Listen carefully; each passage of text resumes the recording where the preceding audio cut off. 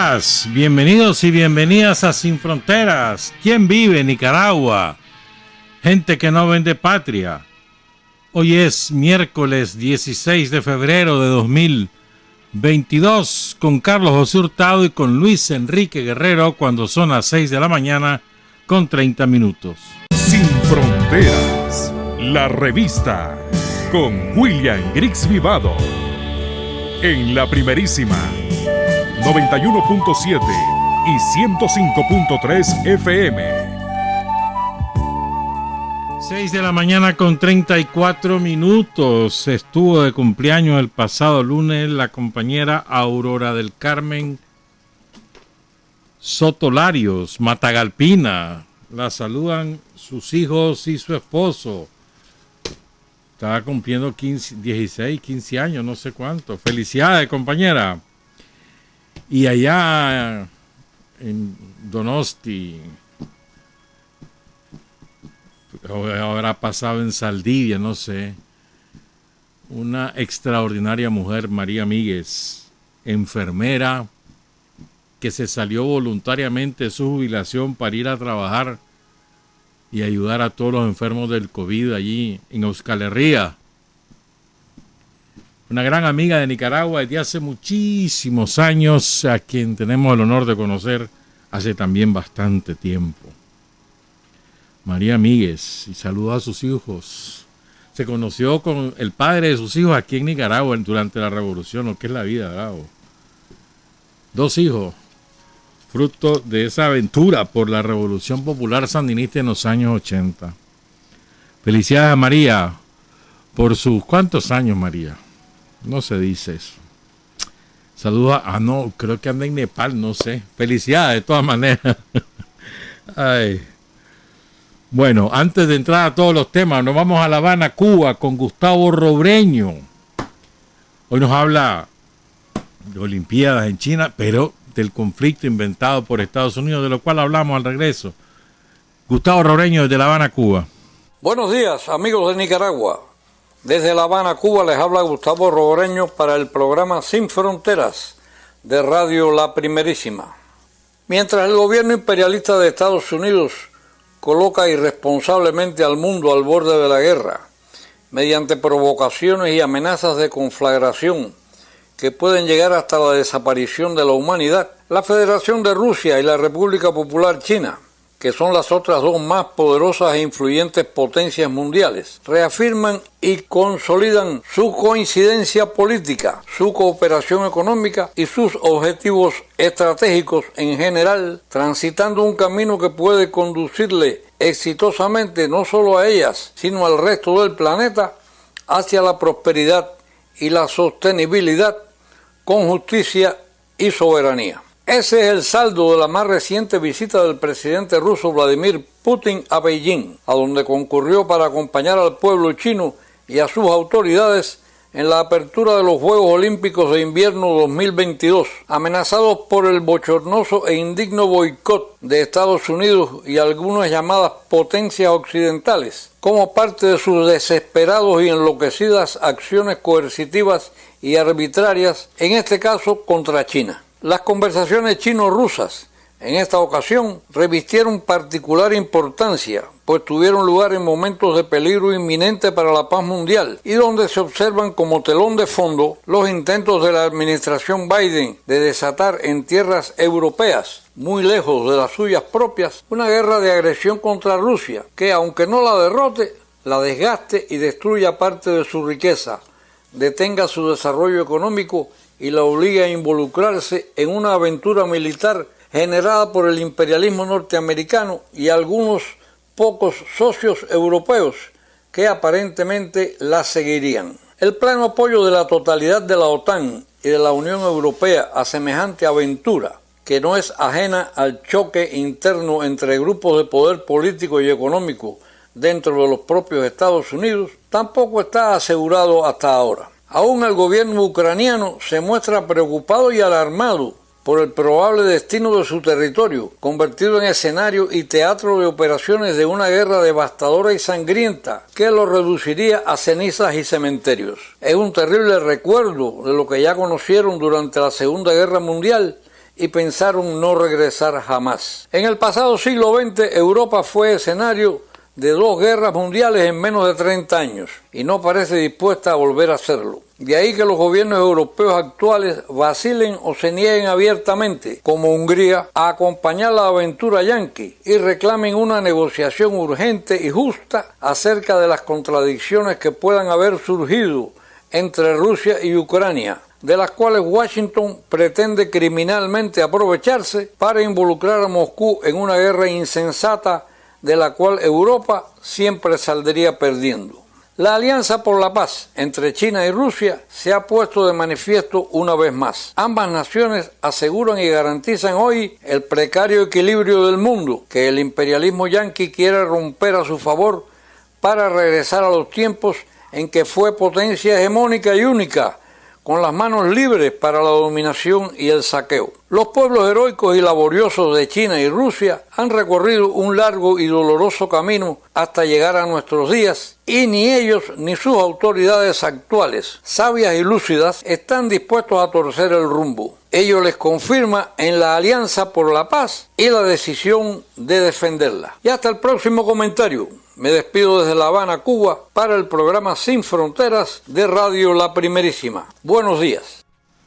Buenos días y muchas gracias a Gustavo y a Adriana Robreño hasta La Habana, Cuba. A propósito, una guerra que tenía fecha, hora, y se suponía que hoy estábamos en guerra, porque Estados Unidos y la OTAN dijeron que hoy Rusia invadía Ucrania y que ellos no lo podían permitir y que no se... Y ahí estamos esperando. ¿Y qué pasó? Qué ridículo más grande, ¿verdad? Lo que pasa es que según se van aclarando los nubarrones, parece que el objetivo de los gringos eran otros.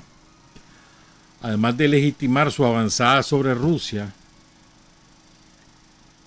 querían destruir las relaciones de Europa con Rusia, sobre todo con el gas. Y además tener a punto las nuevas represalias contra Rusia para ahogarla económicamente. Parece que por ahí van los tiros, pero quedaron en un ridículo descomunal. Yo no sé qué van a decir todos esos analistas de Europa, que se las pican de independientes y de los gringos, que qué barbaridad, mirá, que es un imperio, que no sé qué, que no sé cuánto. Qué ridículo, ¿verdad? Pues fíjate que hoy estaba diciendo Mikhail Popov, que es el subsecretario del Consejo de Seguridad de Rusia, que Estados Unidos creó una agrupación de combate de 60,000 hombres, 200 carros de combate, 150 aviones militares en los últimos 7 años.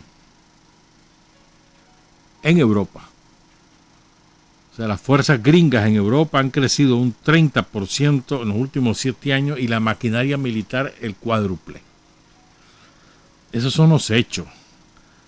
Ellos van sobre Rusia y sobre China también, ¿verdad? Porque el conflicto con Taiwán está abierto.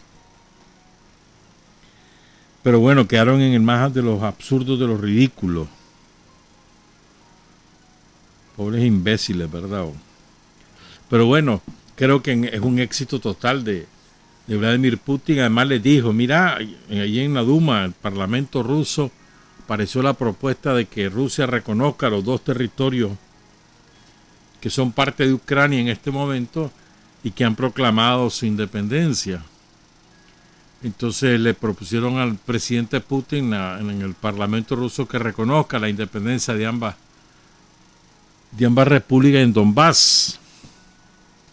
Putin dice que eso violaría los acuerdos de Minsk, entonces que Rusia por el momento no lo va a reconocer, pero queda la espada de Damocles. Si siguen por esa vía, ahí sí Rusia va a tomar medidas, ¿me entiendes?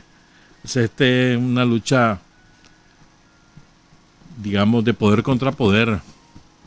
Los gringos tienen que entender que ya no son la potencia dominante hegemónica en el mundo, que tienen que compartir la hegemonía con otras naciones, China, Rusia para comenzar, y los pobres europeos que son cualquier cosa, ¿verdad? Pobrecitos los europeos, en manos de quienes están. En fin. Evidentemente tenemos que hablar de lo que pasó ayer en Honduras. La cosa se comenzó a calentar el lunes, cuando la Cancillería de Honduras reveló de que había una solicitud de la Embajada de Estados Unidos para detener y extraditar a un político hondureño y no lo identificó. Más tarde, hacia el principio de la noche, alguien filtró el documento oficial de Estados Unidos identificando al expresidente Juan Orlando Hernández como el político que sería extraditado. Y además inmediatamente empezó la movilización de la policía, que coparon todo el barrio, barrio residencial donde vivía pues, Juan Orlando Hernández. Ahí pasaron toda la noche y un operativo mediático similar, toda la madrugada, y ayer, finalmente en la tarde, lo llegaron a traer, lo sacaron de la casa, pues, esposado de manos y pies.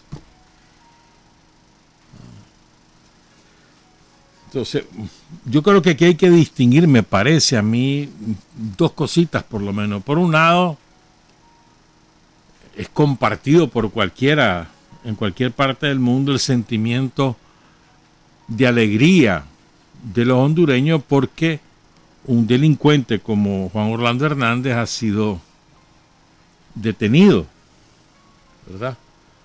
Un hombre que todo el mundo sabía en Honduras, desde que él era diputado, de que él era parte de un clan mafioso que controlaba el circuito del tráfico de droga desde Colombia hasta Estados Unidos. Lavandería y tráfico de cocaína. Todo el mundo lo sabía ahí en Honduras. Compras de diputados, compras de alcaldes, compras de policía, compras de oficiales del ejército, asesinatos de generales de la policía, por ejemplo, de detectives. Todo el mundo lo sabía en Honduras. Entonces es lógico que los hondureños estén contentos porque, puchica, y verlo pues esposado, me imagino que les dio una gran alegría, pues. Pero, aquí viene el pero, hermano. Me parece a mí, pues, una opinión personal. Es muy triste que el pueblo hondureño no pueda juzgar a Juan Orlando Hernández en Honduras por los crímenes cometidos cuando era presidente de Honduras durante 8 años, crímenes cometidos contra el pueblo hondureño. Asesinatos selectivos, protección de paramilitares, saqueo del erario público, un saqueo descomunal. Y el pueblo hondureño no lo va a poder juzgar. Porque desgraciadamente Honduras tiene su soberanía hipotecada por Estados Unidos desde los años 80. Bueno, realmente de muchos años antes, más de un siglo, pero con particular crudeza de los años 80, cuando como parte de la guerra contra Nicaragua, los gringos ocuparon militarmente Honduras y hasta una base militar tienen ahí, Palmerola, antigua Palmerola, porque ya no están ahí. Ahora es ahí el aeropuerto. Pero, y además obligaron al Estado hondureño a incorporar como parte de su legislación el autorizar la extradición de nacionales a cualquier país que lo solicite siempre y cuando haya un tratado firmado entre ambas partes. En Nicaragua eso no es posible, menos mal. Aquí en Nicaragua, y eso lo hizo la Revolución Popular Sandinista en los años 80, aquí en Nicaragua está prohibida la extradición de un nacional. Es decir, si un nicaragüense es reclamado por cualquier país, no importa si es potencia o no, por cualquier país, no lo podemos extraditar por derecho constitucional y en todo caso ese país tiene que tramitar su solicitud de enjuiciamiento para que se haga aquí y aquí se enjuicia. Si se le haya culpable, pues bueno, y si entonces se le condena y aquí cumple su condena, no fuera de Nicaragua. Ese es un derecho soberano. O sea, ¿cómo vas a permitir que vos mismo le entregues un nacional a un país, a un gobierno extranjero y le digas, llévatelo, pues anda a buscar qué hacer con él? ¿Cómo es posible? Pero además, en el caso de Hernández, un hombre que ha delinquido, que ha cometido crímenes contra el pueblo hondureño, ¿cómo no lo va a poder juzgar el pueblo hondureño?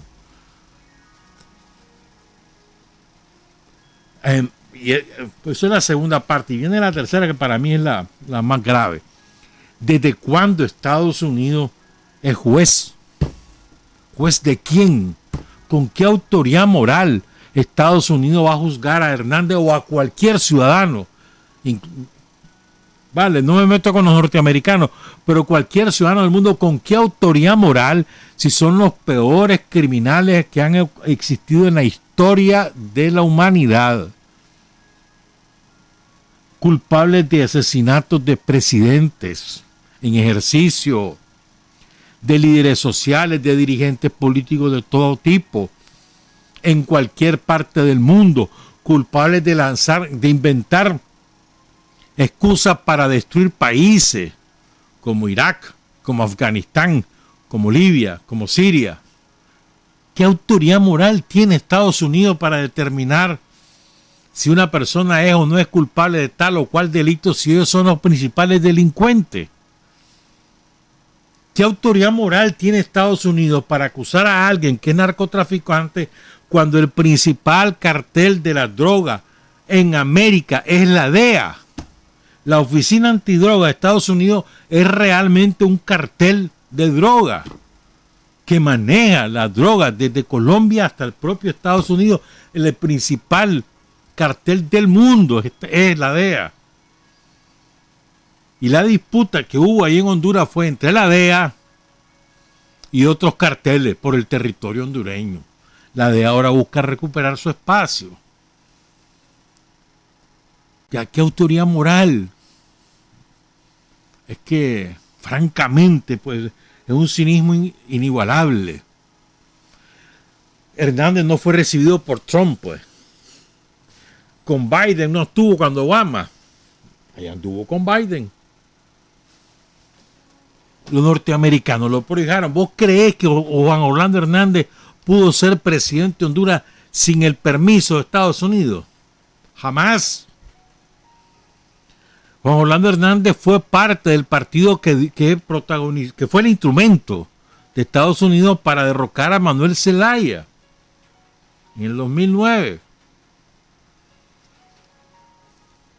¿Vos crees que Hernández se pudo sostener 8 años como presidente y 12 años mandando, porque los 4 años anteriores a ser presidente era el presidente del Congreso? ¿Vos crees que en esos 12 años pudo mandar Hernández sin el respaldo de los yanquis? Imposible. Imposible.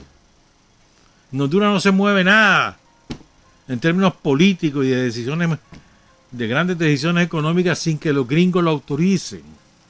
Porque la claque, la oligarquía hondureña es de lo más abyecta, totalmente postrada a los gringos. Entonces vienen con la hipocresía. Ahora viene Estados Unidos como campeón de la justicia. ¿Desde cuándo? Si ellos son responsables de lo que ha ocurrido. Ellos son cómplices de los asesinatos políticos ocurridos en Honduras. Decenas, centenares de asesinatos. O sea, y ahora de verdad causa repugnancia ver eso, ese espectáculo. La gran justicia, dicen ellos, ¿qué va a hacer? Se lo llevan para limpiarle el camino ahí a la DEA en Honduras, que recuperen el territorio perdido y que vuelvan a ser los grandes capos de la droga, como efectivamente lo habían sido hasta hace unos años. Es muy triste. Está bien que Hernández comparezca y que rinda cuenta, pero ante el pueblo hondureño. Ante el pueblo hondureño. No tiene derecho los yanquis de arrebatarle al pueblo hondureño el derecho a la justicia. ¿Vos crees que todos esos magistrados de la Corte Suprema de Justicia de Honduras que fueron puestos por Hernández fueron puestos sin el permiso de los gringos? Jamás. Jamás.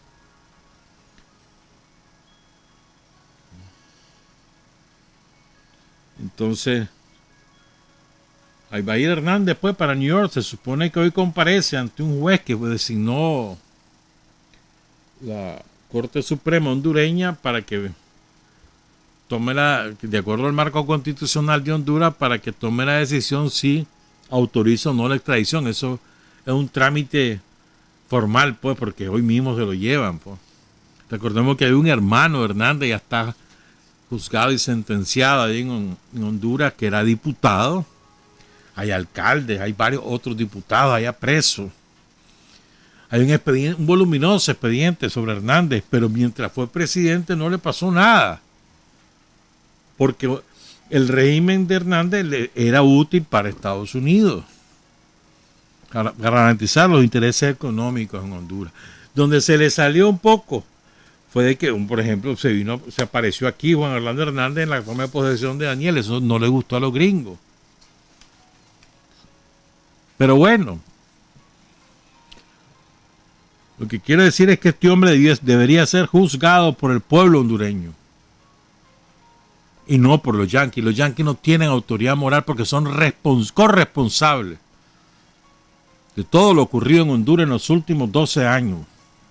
Bueno, realmente desde siempre, porque desde que las bananeras se adueñaron de gran parte del territorio hondureño, la soberanía de Honduras quedó hipotecada.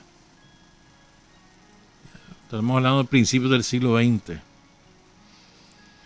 ¿verdad? Y cada vez con mayor fuerza. Ojalá que en este nuevo periodo que ha empezado, ya la presidenta Xiomara debe reanudar sus actividades hoy, después de superar el COVID.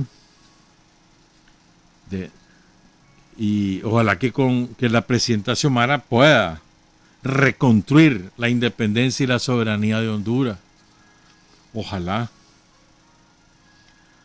Ojalá. Y ojalá que también, yo no había querido decir esto, pero ahí va.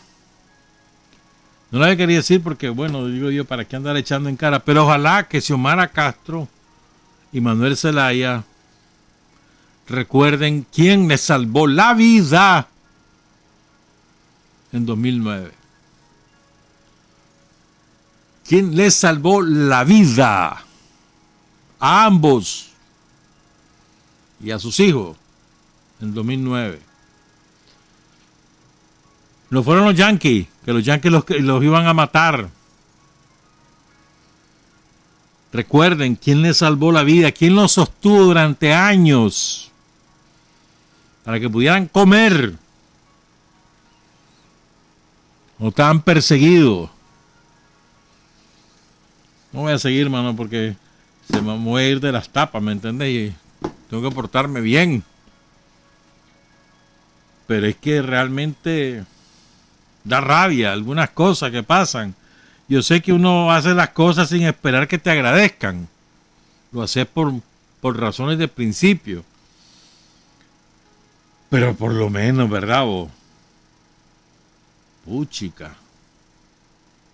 Por lo menos tener la decencia de decir, hombre, estamos vivos gracias a la revolución sandinista de Nicaragua. Ahí me voy a quedar. Vamos a hacer la pausa. Vamos a hablar de Sandino hoy, bastante. Vamos a hablar de Sandino hoy y de otras cositas. Es que me puse a leer también toda la parte de los narcotraficantes en Honduras. ¿Te acordás de los cachiros? ¿Te acordás de eso? Aquí los quebramos también, los quebró la policía y el ejército. Los cachiros tenían tomada la ruta del Cocibolca, la ruta de La Boquita, la ruta de Somotillo, y aquí los quebramos. Aquí no quedó cachiro, bueno, hay algunos remanentes todavía por ahí, pues, pero la inmensa mayoría de la estructura de los cachiros, que era fuerte, quedó destrozada por el trabajo de la policía. Pues en ese pleito con los cachiros, no sé cuánto estaba Juan Orlando, y él es uno de los que gana la pelea, pues. Estoy hablando de que ahí mandaron a matar gente. O sea, había un cartel de la policía, de jefes policiales, como unos 25 jefes policiales, eran un cártel. En serio. Había un policía que fue jefe, el director de la policía, Ramón Savillón,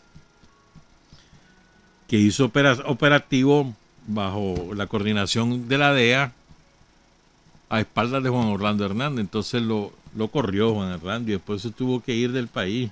Entonces ahora él es el ministro de Seguridad Pública. Estuvo en Estados Unidos todos estos años. O sea, de que lo corrieron hace como 5 años de eso, algo así. 2014, 2015, por ahí.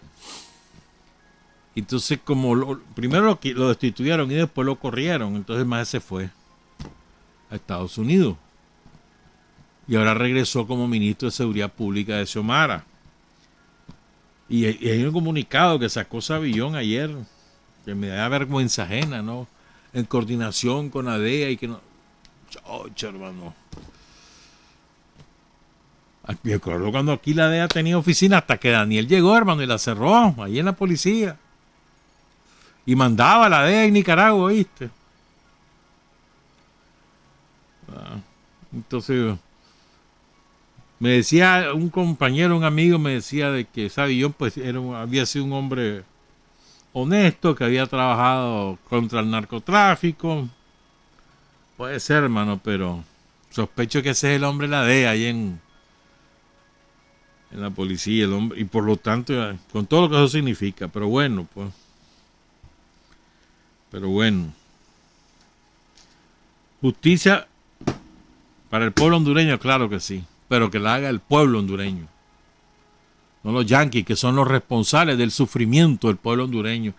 Ese país quedó en bancarrota y sufre lo que hoy sufre por responsabilidad de Estados Unidos, y ahora aparecen ellos como que si fueran los grandes campeones de la justicia, y son ellos los responsables de la atrocidad que vive el pueblo hondureño, del sufrimiento de ese pueblo que es indecible, del desmantelamiento total de todo el sistema de salud público, de la seguridad social, de la creación de los grupos paramilitares que asesinan y torturan sin ningún tipo de impedimento ahí en Honduras, protegidos incluso por las autoridades, del despojo de las tierras y de las propiedades de miles de familias campesinas, de asesinatos como el de Berta Cáceres. Los responsables son los yanquis, el imperialismo norteamericano. Y ellos mismos ahora quieren lavarse la cara llevándose a Hernández como que si son los campeones de la justicia. Es Hernández, era Hernández el malo. Yo no soy malo, el malo es él. En fin, ojalá el pueblo hondureño recupere la independencia y la soberanía plena sobre sus asuntos. Y que los yanquis dejen de tener el poder que ahora tienen sobre el Estado hondureño. Una pausa, pues regresamos a las 7:02. Hay hombres que luchan un día y son buenos. Hay hombres que luchan un año y son mejores.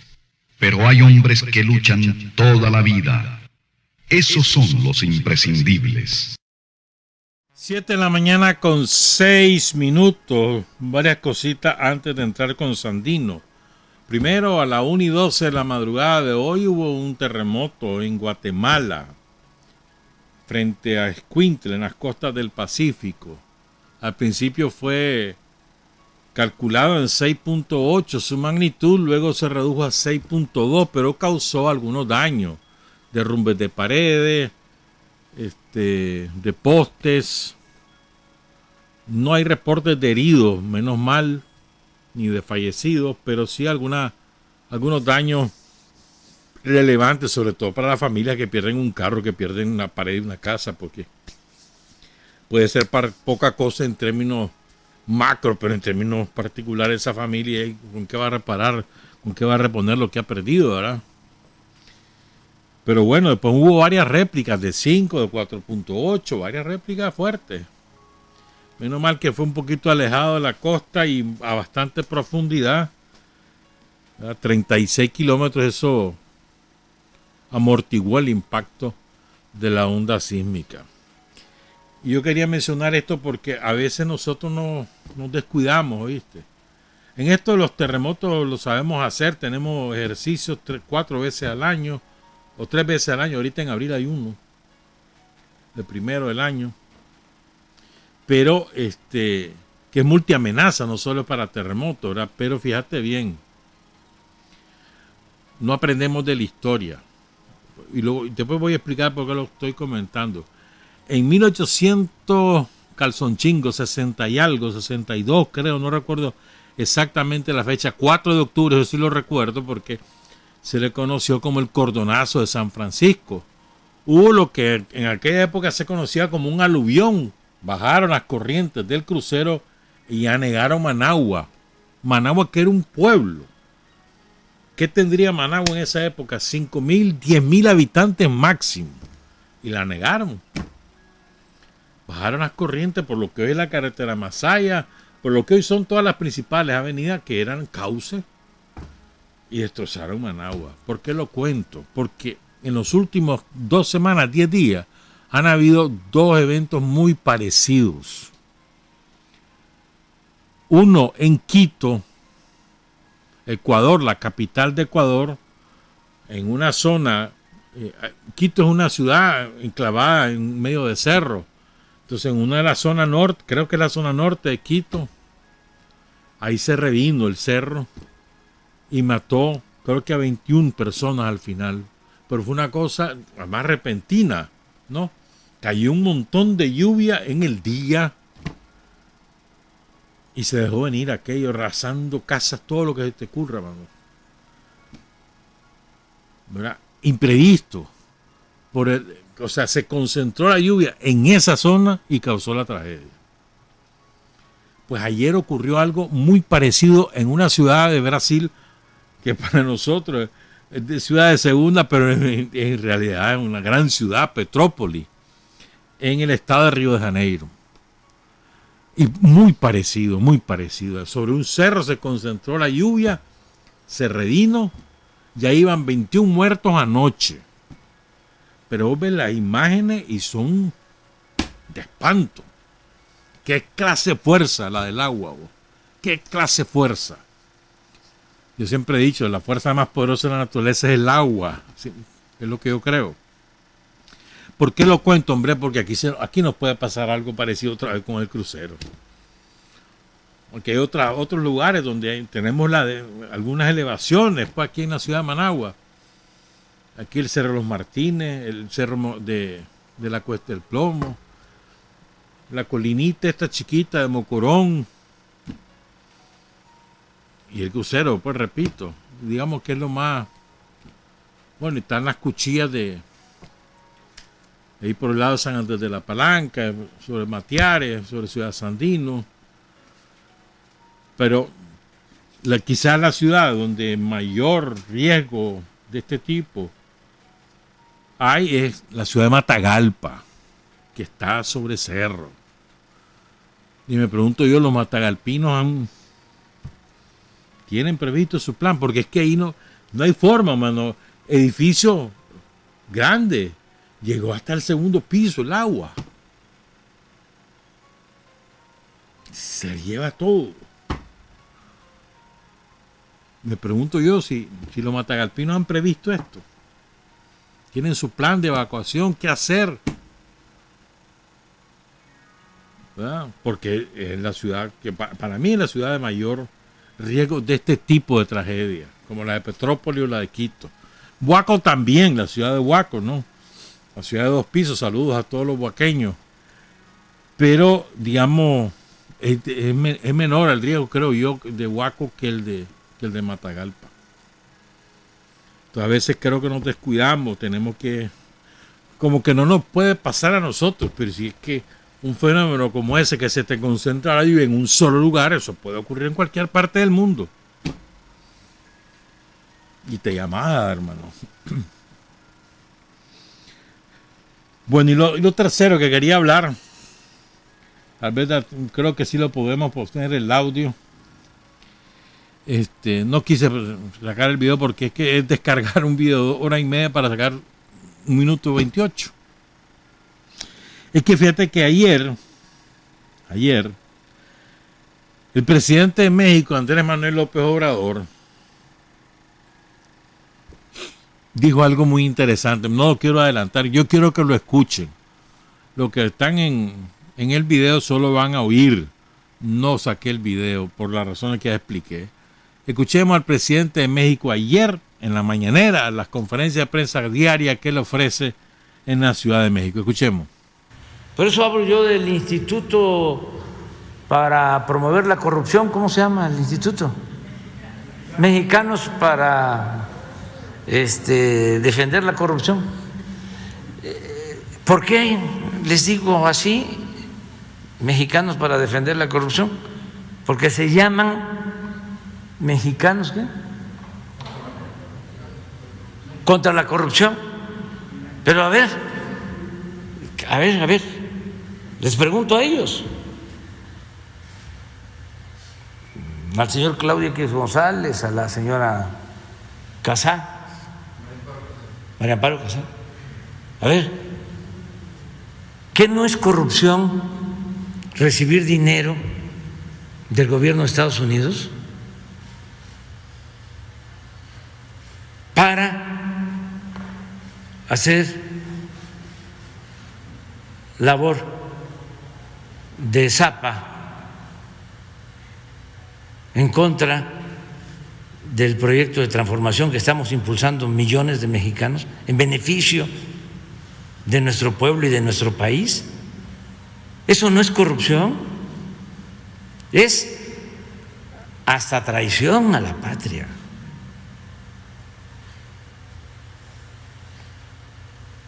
¿Y por qué no transparentan? ¿Por qué no dicen cuánto reciben?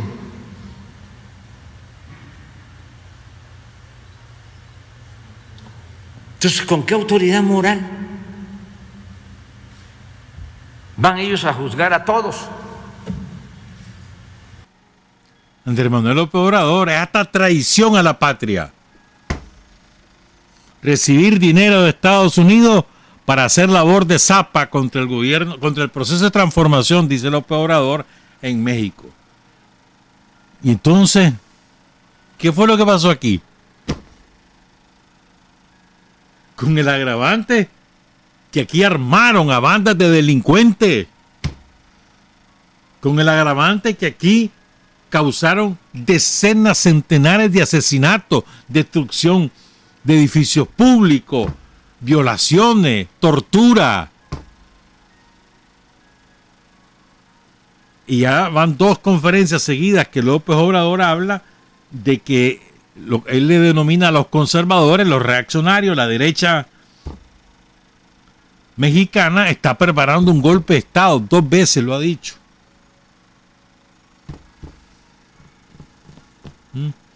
Entonces, pero México en el concierto internacional no aprecia lo que ocurrió en Nicaragua como algo similar a lo que a ellos les pasa. Ojalá que esto signifique rectificación de la posición de México en materia de política exterior. Hay que verlo, porque la van a sufrir dura. La campaña que le tienen a López Obrador es demoledora. La resiste porque tiene un sólido respaldo popular, pero fortísima. Ahorita van al referendo revocatorio, probablemente lo va a ganar por holgada mayoría López Obrador, pero después van a elecciones de 6 o 7 estados de gobernadores y dentro de un par de años van a las elecciones presidenciales, y a eso van apuntando pues ellos, a destruir el proceso. Pero interesante, traición a la patria. Y entonces, ¿en qué quedamos? Son las 7:17. Me recordaba ahorita Luis Enrique Guerrero que también en Nicaragua pasó algo como lo de Petrópolis o lo de Quito o lo del cordonazo de Managua, de San Francisco, en el Casita, que aunque es una zona rural, arrasó 2 comunidades completas, las sepultó. Fueron 2.700, 1.800 muertos solo ahí. Así que hay que ser precavido. me pongo a pensar donde uno vive, ¿no? Si estás en alto y no estás en alto, donde tenés las cosas, los documentos que uno debe preservar, si tenés dinerito guardado, donde lo debes guardar, no vaya a ser que el agua llegue. Hay que prever. 7:18. Hablemos de Sandino. Tenemos un montón de fotos ahí, poco conocidas. Ahí las vamos a ir poniendo poquito a poco a lo largo de toda esta exposición sobre Sandino. Hay una decisión que anunció Rosario, me encantó, mano. El lunes lo dijo. El lunes, hoy es miércoles, sí, el lunes.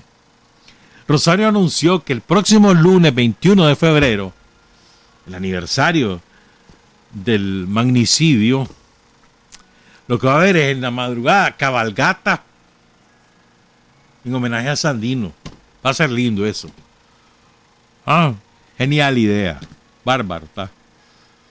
En todos los municipios del país, en aquellos municipios donde tienen varios núcleos urbanos, imagino que también habrá en todos los núcleos del municipio cabalgatas por Sandino. Salvaje, ¿verdad? Imagino al chavalero también ahí con sus pañoletas y con su sombrero al estilo de Sandino. Me acuerdo muy bonitas unas imágenes que el año pasado, el año antepasado, hubo allí en la Concordia. Saludo al profesor Augusto Rizzo y a su esposa. Ahí en la Concordia, creo que fue en San Rafael.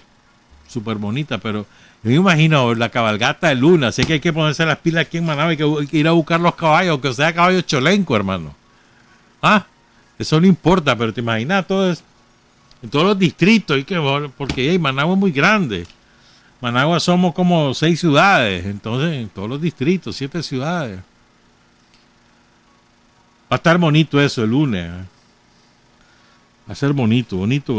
Bueno, qué gran idea, mano. Claro, primera vez que se va a hacer así, es correctísimo. Si Sandino era a caballo, no tenemos por donde quiera monumentos de Sandino a caballo. Que por cierto, ahí tenemos 2 fotos de Sandino, chavalito. Me las encontré por ahí, no importa dónde. En 1922 son estas 2 fotos. O sea, Sandino nació en el 95, tenía 27 años. Una está a caballo, otra es un retrato. 1922. En Honduras dicen que son las 2 fotos, la que todavía no había llegado a México. Pero bueno, fotos diferentes. Entonces, fíjense. En 1927, en junio, ya Sandino ya está en San Rafael, ¿verdad? Y ya Moncada traicionó al pueblo de Nicaragua y se vendió a los gringos. Entonces ya Sandino va en la mira a ver de cómo va a ser su resistencia armada para expulsar a los gringos. Entonces le escribe al jefe político de Ocotal, después les hablo un poquito de eso. En junio de 1927 y le dice lo siguiente. Oigan qué interesante esto. Bendigo la hora en que emigré a un país donde apagué mi sed de enseñanza bebiendo en nuevas ideas. Templé mi espíritu acrisolado en el sentimiento de amor patrio. No quiero decirle que fui a Europa buscando escuela de héroes, aprendiendo en ella cómo se forjan, pues estemos persuadidos, mi buen amigo, que los héroes improvisan por las circunstancias del momento y siempre surgen de la clase del pueblo, mayoritariamente en la raza indohispana. Aquí hay varias cosas lindísimas. Lo primero dice, apagué mi sed de enseñanza. O sea, fue a aprender, aprendió en México, en los campos petroleros, bueno, en todos los países donde anduvo, sí que anduvo un montón de países, Sandino ahí como marinero. ¿Verdad? Primero, ¿no? Aprendió nuevas ideas. Estamos hablando que el liberalismo había llegado a América con toda fuerza desde el siglo anterior, pero había trascendido al sindicalismo revolucionario, toda la Revolución Mexicana en su apogeo. Y además empezaban a llegar las ideas de la Revolución de Octubre, aunque no se identificaban como tal. Primero. Segundo, templé mi espíritu acrisolado, o sea, mi espíritu indómito, en el sentimiento de amor patrio. Mira qué bonito eso. El amor a su país, el amor a su patria. Aprendiendo, templó su sentimiento de amor patrio. Aprendiendo fuera del país, ¿verdad? Templó su espíritu, su temple de amor patrio. Y después el otro concepto, los héroes no se aprende a ser héroe. No llegas a una escuela a aprender, aquí vengo a aprender a ser héroe. No. Los héroes se improvisan por las circunstancias del momento y siempre surgen de la clase del pueblo, mayoritariamente en la raza indohispana. Una verdad del tamaño del mundo. No hay escuela de héroes, hermano. Las circunstancias, la valentía que una mujer, un varón demuestran determinadas circunstancias y se pone al frente de determinado evento y resulta héroe o heroína. Y generalmente surgen del pueblo, dice, de la raza indohispana. Mejor dicho, difícil, ¿verdad? Sandino, junio de 1927. Ahora quiero que recordemos algunas cosas de Sandino que siempre vale la pena tenerlas presentes, que a veces las hemos oído, pero las dejamos a un lado. No, hermano, eso tiene vigencia permanente. Acuérdense que Sandino cuenta lo que Moncada les dijo a los generales del ejército liberal cuando la oferta de los yanquis. Moncada ya estaba viejo.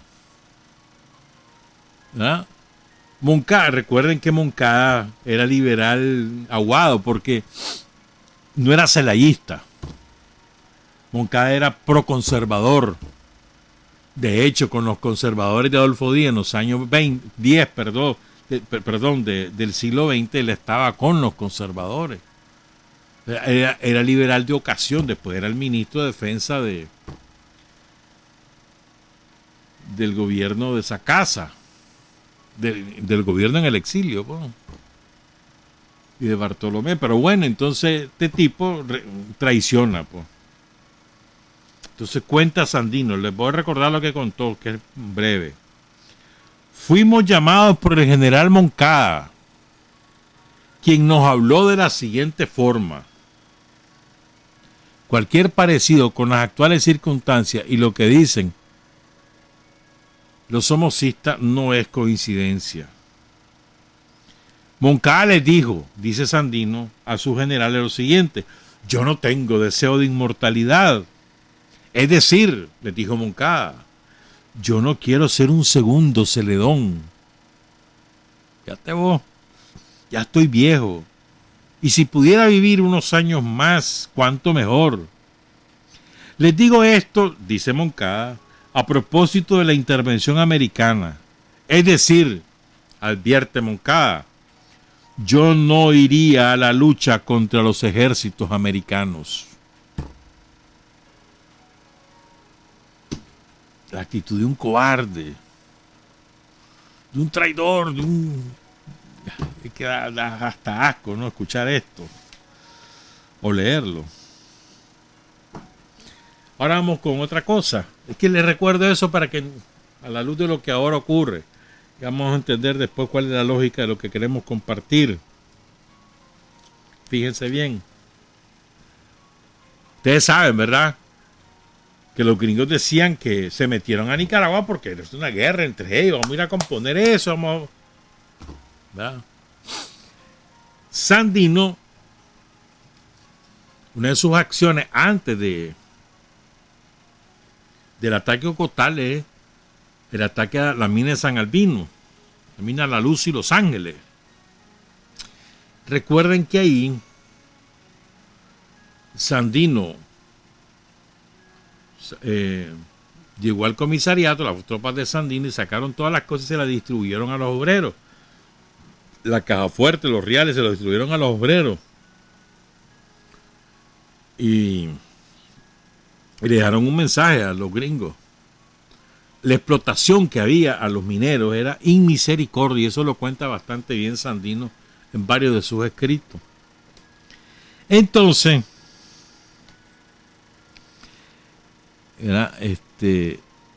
no, esto no fue antes del ataque, no, esto fue después, esto fue en abril de 1928, ya me acordé, sí, correcto, el ataque a la mina La Luz y Los Ángeles. Bueno, pero entonces le escribe Sandino al gerente y le dice: los capitalistas serán apreciados y respetados por nosotros siempre que se nos trate como iguales, y no en la forma equivocada que hoy lo hacen, creyéndose amos y señores de nuestras vidas e intereses. Esto es de capital importancia. Si hay algo que recoge el espíritu de Sandino, es la política nacional que ejerce el Frente Sandinista como gobierno. ¿verdad?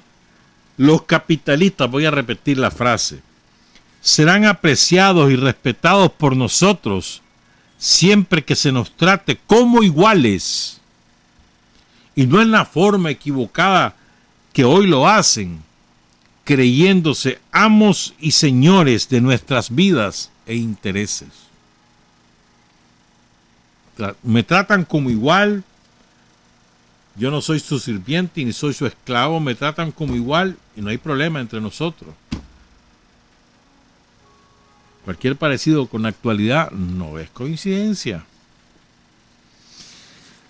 Entonces hay un trabajo que publicó la alcaldía de Managua, una recopilación de escritos de distintos países y autores, una recopilación que hizo Armando Zambrana.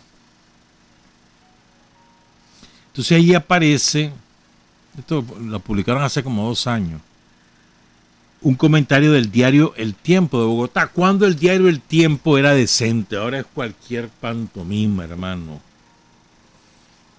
Pero en aquella época, durante muchos años, el diario El Tiempo fue un referente de buen periodismo y de posiciones nacionalistas. Entonces, el comentario del diario El Tiempo es sobre las elecciones en Nicaragua. Pongan cuidado. Es salvajada esto. Dice El Tiempo. El editorial o el comentario editorial se llama El triunfo de Moncada. Las últimas noticias de Nicaragua comunicadas por la United Press, es decir, la agencia United Press International, UP, dan casi por seguro el triunfo electoral de José María Moncada, jefe del liberalismo intervencionista, de quien pudiera decirse que es el chamorro liberal. O sea, es que esto tiene una carga enorme, ¿no? El chamorro liberal, como diciendo, chamorro que es lo peor que hay. Y Moncada, que es el chamorro liberal, o sea, basura, pues basura. Y la definición, ¿no? Jefe del liberacionismo intervencionista, que además es una contradicción en sí misma, ¿no? Continúa el diario El Tiempo. Desde el día en que el general Moncada, al frente de un ejército victorioso que ya divisaba las puertas de Managua, firmó un pacto con el enviado especial del presidente Coolidge y entregó los rifles a Stimson por el módico precio de 10 pesos por unidad, toda la revolución contra el gobierno de Díaz estaba destinada al fracaso. La escuela de los chamorros ha hecho en Nicaragua un campo de experimentación para todas las intromisiones y todas las bajas concupiscencias. Esto es demoledor, hermano. La escuela de los chamorros ha hecho en Nicaragua una escuela de intromisiones y de todas las bajas concupiscencias. Lo dice el tiempo. Sigo. Vencido Zelaya, entregado Moncada, solo Sandino, héroe de leyenda, ha podido oponer una fuerza espiritual a la conquista de Washington. Pero Sandino no ha ejercido la menor influencia en la marcha de la política nicaragüense. Su teatro de acción ha sido la Montaña Brava. Su cerco lo confina a una epopeya tanto más hermosa como inútil. Era la observación del escritor del tiempo. Los marinos y los constabularios, los guardias, del presidente Coolidge acabarán por vencer a este guerrillero rezagado, algo que se equivoca el diario El Tiempo, pero bueno, eso lo escribe en 1928. Entonces dice, este guerrillero rezagado, que es Sandino, último ejemplar de un siglo histórico que finalizará con su vencimiento y con el destierro de Abd el-Krim, el moro. Este Krim, es interesante, que la comparación, porque este Abd el-Krim fue un guerrillero marroquí que en el siglo XX, en los años 20 del siglo XX, se levantó en armas contra el colonialismo francés y contra el colonialismo español, con guerra de guerrilla. Esa guerra de guerrilla de este hombre marroquí sirvió de ejemplo para los guerrilleros chinos, los de Mao. Sandino y este guerrillero fueron su ejemplo, y también para el Che. El Che estudió a Mohamed Abd el-Karim el-Yatabi. Fíjate que incluso, si vos lees un poquito sobre este hombre venció a los franceses. Los venció militarmente. Entonces, cuando estaban en sin remedio los franceses, se alían con los españoles, que eran sus enemigos por ocupar esa colonia, Marruecos. Entonces se aliaron y ahí vencieron a Rif. Entonces el hombre, cuando estaba vencido, en lugar de entregarse a España, porque sabía que lo iban a matar, se entregó a los franceses, se negoció con ellos. Y lo mandaron a la isla de Reunión, lejos, mano. Ahí pasó exiliado, hasta le pagaban. Y después lo regresaron a Egipto. O sea, le dieron la libertad y se lo llevaron a Egipto. Y en Egipto se huyó el hombre. Volvió a la lucha, pero nunca más volvió a Marruecos, ¿verdad? Entonces está comparando a Sandino con este hombre. El caso de Moncada, dice el diario El Tiempo, traerá funestas radiaciones en la política funesta de los pueblos indoamericanos, a quienes el destino manifiesto candidatiza como presas inermes de la invasión septentrional.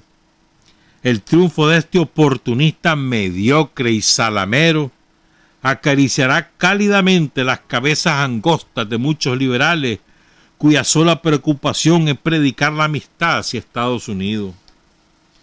La victoria de José María Moncada tiene que ser mirable con irrevocable antipatía por todos aquellos que desde dentro del escenario de pueblos indios de la América mantienen la tradición de una patria grande, que no es tan solo el bienestar sanitario y el físico en holgura, sino una noción espiritual, un decoro hostil y altanero frente a los programas de la domesticación extranjera. Por lo demás, el pueblo nicaragüense tiene el gobierno que merece. Un pueblo altivo habría abandonado las urnas, no se habría sometido a la humillación de ejercer bajo control extranjero la función máxima de la democracia. Lo que pasa es que hasta ese momento no se sabía lo que ocurrió realmente, el fraude descomunal que organizaron los gringos. Fraude salvaje, hermano, para hacer abultar la cantidad de votos y hacer aparecer a Moncada como acuerpado por el pueblo de Nicaragua. Y en esa época no lo sabían en ese momento.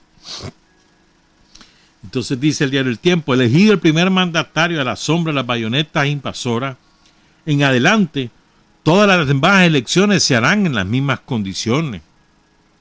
Y los americanos establecerán un turno riguroso en el poder para que ambos partidos estén contentos. Suerte poco envidiable. En Colombia, dicen ellos, dice el diario El Tiempo, a pesar de todo no habrá moncadas. Las ideas del doctor Emilio Quevedo Álvarez, inventor de una fórmula infame, oponer la Casa Blanca al Vaticano por el intermedio de la Standard Oil Company, no encontrará jamás adeptos dentro del liberalismo. Aspirante a chamorros puede haberlo, mirá, o sea, es que era lo peor ser un aspirante a chamorro. Pero esta tierra no es propicia para la simiente de la traición, dice El Tiempo de Colombia. Sigo. Mientras Sandino prolonga inútilmente en las montañas del Chipote la resistencia heroica de su grupo ante los invasores de su patria, José María Moncada, el venderrifles, se hace nombrar presidente de Nicaragua por el técnico electoral americano McCoy. Pero la farsa tuvieron todo el para la farsa tuvieron todo el aspecto miserable esperado de una operación de ganadería. McCoy, que ayuda a Nicaragua a fundar una república update, tuvo la siniestra ocurrencia de ejercer el control sobre los votantes, marcándolos con un sello especial. De esta manera, mediante esta contramarca afrentosa se logra la pulcritud de la contabilidad comicial y se realiza el acto inaudito de convertir a la ciudadanía en una dehesa en el pacto para ganado. O sea, ellos mismos aquí se dan cuenta de que lo que ocurrió fue una pantomima en las elecciones de 1928. Que fue una barbaridad, mano. El censo lo hicieron los gringos y lo hicieron a su manera. En determinada zona. Los votos los contaron los gringos. Los candidatos los aprobaron los gringos. Los partidos los aprobaron los gringos. Y después sacaron una proclama de ganador sobre la base de lo que él supuestamente habían contado. ¿Y qué va a hacer? Es más, le ponían un sello a la gente. Como ganado. Entonces dice, sigue el editorialista del Tiempo. He aquí lo que ha venido a convertirse la República Nicaragüense después de 20 años largos de chamorrismo. Porque Chamorro, baldado de una senectud reparadora, es el único vencedor de este festín de sopo. Fue él quien ideó la patria producto, la patria mercancía, la buena amistad con el gobierno extranjero que quería comprarla. Esto me parece salvajada, ¿no? Los chamorros son los inventores en Nicaragua de la patria producto, de la patria mercancía. Increíble, ¿verdad? Estamos hablando de 1928, un diario colombiano. Sigo. José María Moncada no es sino un incidente en toda esa campaña. Después de él vendrá cualquier Cuadrapazo, Carlos Cuadrapazo, o cualquier Díaz, Adolfo Díaz. Todos los chamorros, todos los miembros de la Unión Panamericana de Washington, que era conferencia, ¿te acuerdas que te he contado que fue en La Habana para ese entonces? Querían todos esos panamericanistas una patria FOB en Nueva York, desde como del puerto en Nueva York, ahí la tienen. Es la Nicaragua del general McCoy. El sello de caucho con que el perito electoral contramarcó a la ciudadanía nicaragüense es el herrete, el hierro, el fierro con que la política de Washington sabrá dominar a la República vencida. Con qué rabia está escrito este editorial, ¿verdad? Y cuántas verdades dicen. Ahora fíjense bien. En 1938, bueno, en el 36 Somoza, después de que asesina a Sandino, las tropas de Somoza se van a Huihuilí, a toda la zona de San Rafael, Yalí y demás, y capturan el archivo de Sandino. Gran parte lo quemaron, la otra parte le quedó a Somoza. Como había ¿cómo te dijera yo? Un fuego inmenso en América a favor de Sandino y repudiando a Somoza, entonces Somoza vino e hizo un libro. Su gente, pues ahí, él lo firmó nada más. Se llama ¿cómo es? El Calvario de la Segovia. Y publicó una gran cantidad de documentos que él se había robado, creyendo que con eso demostraba que Sandino era una mala persona. Entonces le salió el tiro por la culata, ¿verdad?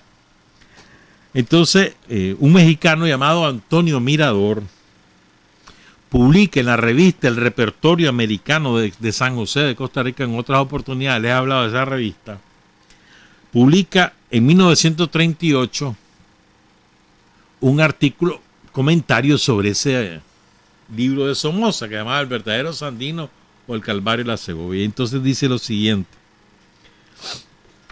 esto es muy importante, Dice Somoza en su libro, estamos en el mes de julio de 1927 y se han hecho uso de todos los medios, ofertas de alto empleo, ofrecimiento de dinero para que Sandino ceda al imperativo del patriotismo sereno y consciente. ¿Cómo es posible vos que hablé de patriotismo si le estás ofreciendo comprarlo? Pero bueno, eso dice Somoza. Se han agotado los medios amistosos y pacíficos, halagos, promesas, amenazas, llegándose a la conclusión de que hay que proceder de forma enérgica para someter a Sandino. ¿Verdad? Entonces Somoza cita el famoso telegrama de Hatfield y la respuesta de Sandino. El capitán Hatfield del cuerpo descrito sobre el general Sandino entre 1927 y 1955 hizo circular en todas las ciudades y poblados la siguiente hoja suelta. A todos aquellos que pueda interesarles, el general Augusto C. Sandino, en un tiempo general de los ejércitos liberales, es ahora un individuo fuera de la ley, en rebelión contra el gobierno de Nicaragua. Por consiguiente, aquellos que anden con él o permanezcan en territorio ocupado por sus fuerzas, lo hacen bajo su propia responsabilidad, y ni el gobierno de Nicaragua ni el de Estados Unidos serán responsables por los muertos o heridos que resulten de las operaciones militares de las fuerzas americanas en el territorio ocupado por Sandino. Firmado G.D. Hatfield, capitán del Cuerpo Marina, comandante Nueva Segovia, Comando Nueva Segovia. ¿Estamos claros? Eso lo pone Somoza en su libro contra Sandino. Entonces, viene el mexicano Mirador y comenta lo siguiente. Después sigo. Comenta lo siguiente. Interrumpimos la lectura del libro que comentamos para señalar la amenaza dirigida a los que permanezcan en los territorios ocupados por la fuerza sandinista. No eran esas palabras vanas. Oigan esto, sobre todo para algunos que todavía siguen creyendo algunas babosadas por ahí. Antonio Mirador, dice Mirador. En las operaciones militares de las fuerzas estadounidenses en el territorio ocupado por Sandino, se derrochó crueldad como las que se han desatado en las poblaciones de España y China. España, 1938, este artículo en la Guerra Civil, y en China, Guerra Civil también. Aviones de bombardeo de la Marina norteamericana con el fin de restarle a Sandino apoyo de parte de la población civil, se dieron a destruir villas y poblados nicaragüenses, habiendo dejado a 90 y pico de estos núcleos de población en escombros y ceniza, y causando la muerte de centenares de hombres, mujeres y niños indefensos. Curiosamente, el odio de semejante crimen se le ha querido echar a Sandino, alegándose que si Sandino se hubiera rendido vendiendo rifles mexicanos como los vendió Moncada, los norteamericanos no hubieran causado o cometido destrozo alguno. Tal es el sentir desgraciado que este libro encarna. Fíjate bien, la denuncia la hace el mexicano en 1938 de la crueldad de los yanquis, que arrasaron, dice, y cita la cifra, 90 y pico de poblados segovianos destruidos por la aviación gringa durante la guerra contra Sandino, asesinando al que viviera ahí. Se nos olvida a veces eso, Entonces ahora viene la respuesta de Sandino a Hatfield. Perdón, antes de eso. Después que Hatfield manda la circular diciendo Sandino es un bandido, Sandino es un asesino, el que se ponga de su lado lo vamos a matar. Entonces le manda el perentorio a Sandino, el ultimátum para que se entregue. San Fernando, Nicaragua, General Augusto C. Sandino. Estimado señor, como usted debe de saber, sin duda alguna nosotros estamos preparados para atacarlos en sus posiciones y terminar de una vez por todas con su fuerza y con su persona, si usted insiste en sostenerse. ¿No le parece parecido a lo que nos vive diciendo primero Obama, después Trump y ahora Biden? ¿No les parece que casi 100 años después nos están repitiendo la fórmula? Como usted debe de saber, sin duda alguna, nosotros estamos preparados para atacarlos en sus posiciones y terminar de una vez por todas con su fuerza y con su persona. No es asunto de que con vos vamos a matarte, le dicen los gringos, si usted insiste en sostenerse. Más aún, le dice Hatfield, si usted lograse escapar a Honduras o para cualquier otra parte, a su cabeza se le pondría precio y nunca podrá volver a su patria que pretende amar tanto, sino como un bandido que ahuyentaría aún a sus mismos connacionales. Si usted viene al Ocotal con toda o parte de su fuerza y entrega pacíficamente las armas, usted tendrá con sus soldados garantías que yo le ofrezco, dice el cabrón, como representante de una nación poderosa. De otro modo, le dice Hatfield, usted será desterrado y puesto fuera de la ley, perseguido donde quiera y repudiado en todas partes en espera de una muerte vergonzosa, la del criminal que merece ser tirado por las espaldas. Fíjate bien, mira qué clase de insolencia. Para terminar, le dice Hatfield, deseo informarle que usted tiene 2 días para darme su contestación, que salvará la vida de muchos de sus seguidores. Y si usted es el patriota que pretende ser, le esperaré en el Ocotal a las 8 de la mañana del 14 de julio de 1927. Haga el favor de decirme de su resolución, sí o no. Sinceramente deseo para bien de sus soldados y de usted mismo que sea que sí. Este es, digamos, un tratado de la ignominia, de la desfachatez, ¿no? Deberíamos clavarnos aquí en la jupa tanto este ultimátum que nos da el gringo como la respuesta de Sandino, que es breve, concisa y contundente. Campamento del Chipote, vía San Fernando. Al capitán G.D. Hatfield, el Ocotal. Recibí su comunicación ayer y estoy entendido de ella. No me rendiré y aquí los espero. Yo quiero patria libre o morir. No les tengo miedo. Cuento con el patriotismo de los que me acompañan. Después de semejante retahila de amenazas, de insultos que le manda el gringo, aquel con una dignidad, hermano. Ya recibí, estoy entendido, le dice. No me rindo y aquí los espero. Yo quiero patria libre o morir. No les tengo miedo. Cuento con el patriotismo de los que me acompañan. No les tengo miedo.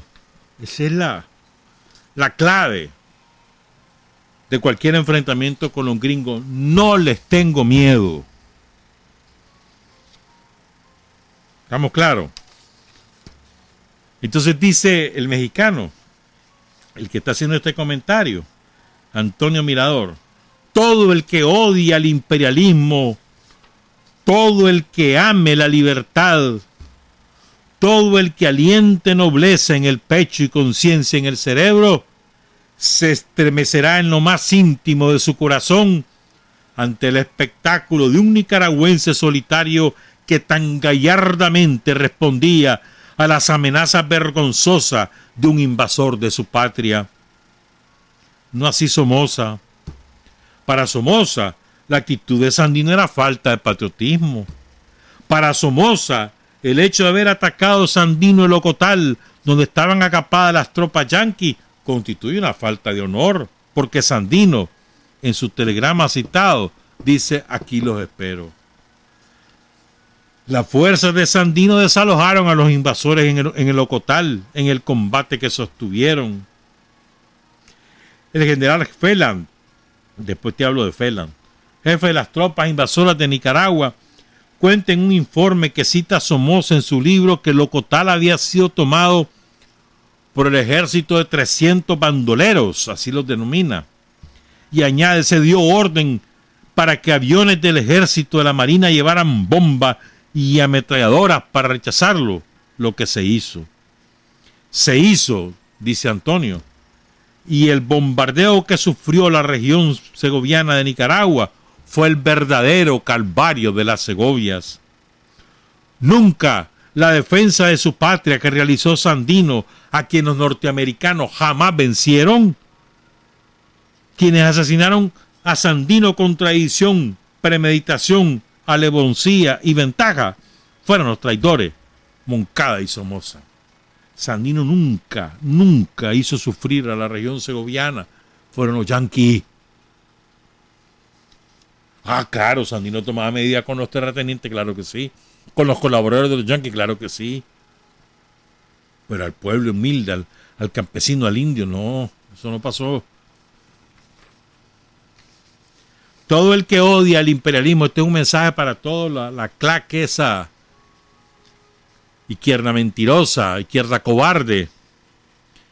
Todo el que odia al imperialismo, todo el que ame la libertad, todo el que aliente nobleza en el pecho y conciencia en el cerebro, se estremecerá en lo más íntimo de su corazón ante el espectáculo de un nicaragüense solitario que tan gallardamente respondía a las amenazas vergonzosas de un invasor de su patria.